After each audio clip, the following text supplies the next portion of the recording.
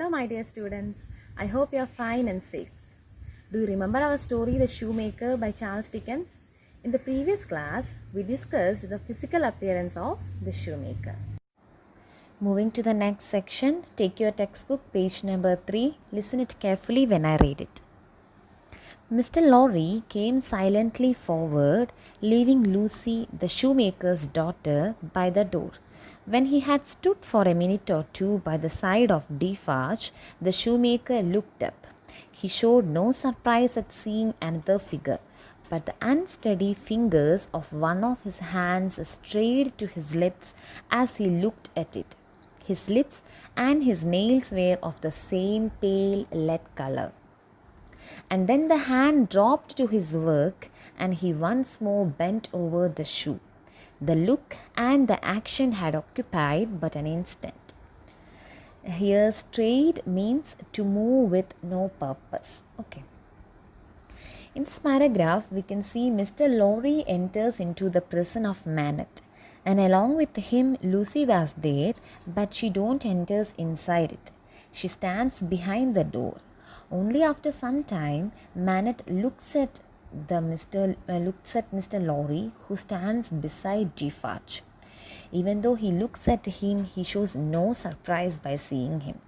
But he puts his fingers on his lips with no purpose, then takes it and engages in his work.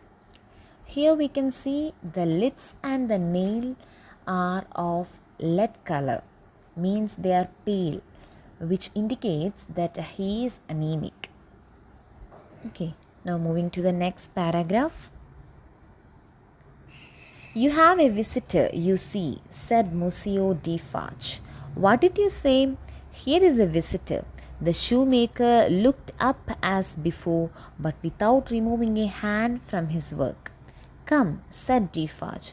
Here is Monsieur, who knows a well-made shoe when he sees one. Show him that shoe you are working on. Take it, Monsieur. So, this paragraph actually begins with some dialogues between Manette and Defarge. As Manette shows no attention towards Mr. Lorry, Defarge says that you have a visitor to Manette. And Manette again asks him what he said, as he didn't hear anything. And Defarge repeats by saying, here is a visitor. Now Manette looks up, but still his concentration is in his shoemaking.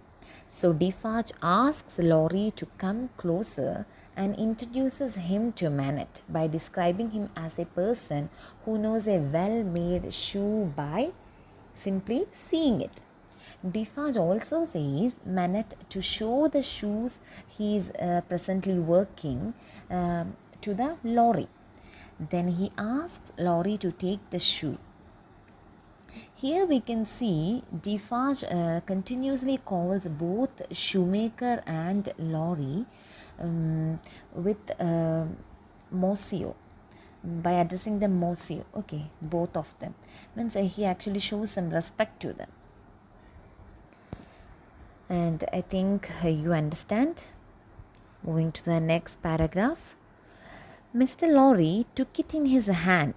Tell Monsieur what kind of shoe it is and the maker's name.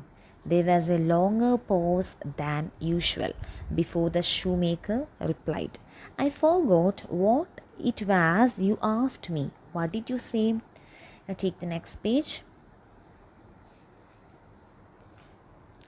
I said, couldn't you describe the kind of shoe for Monsieur's information? It is a lady's shoe. It is a young lady's walking shoe. It is in the present mode. I never saw the mode. I have had a pattern in my hand.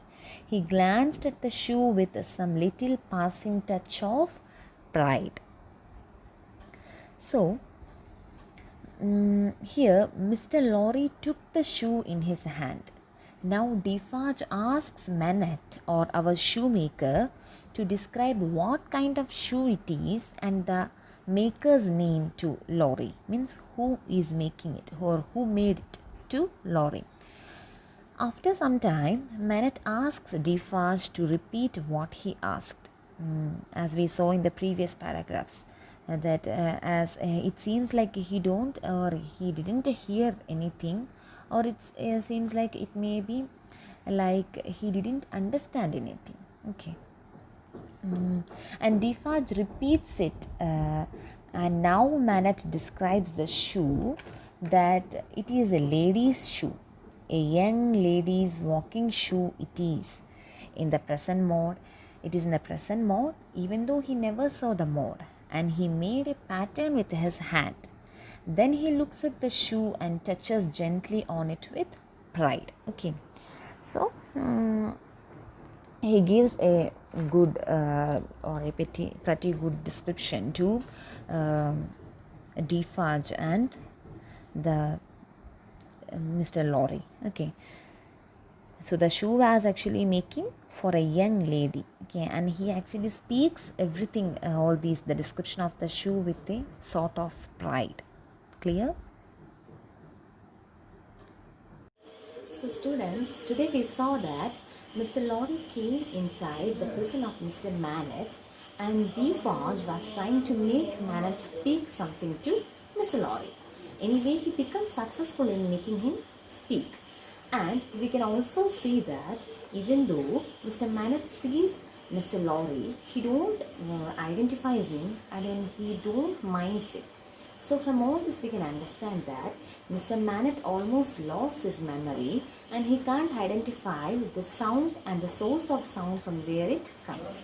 So that's all for today. Don't forget to read your textbook. Thank you.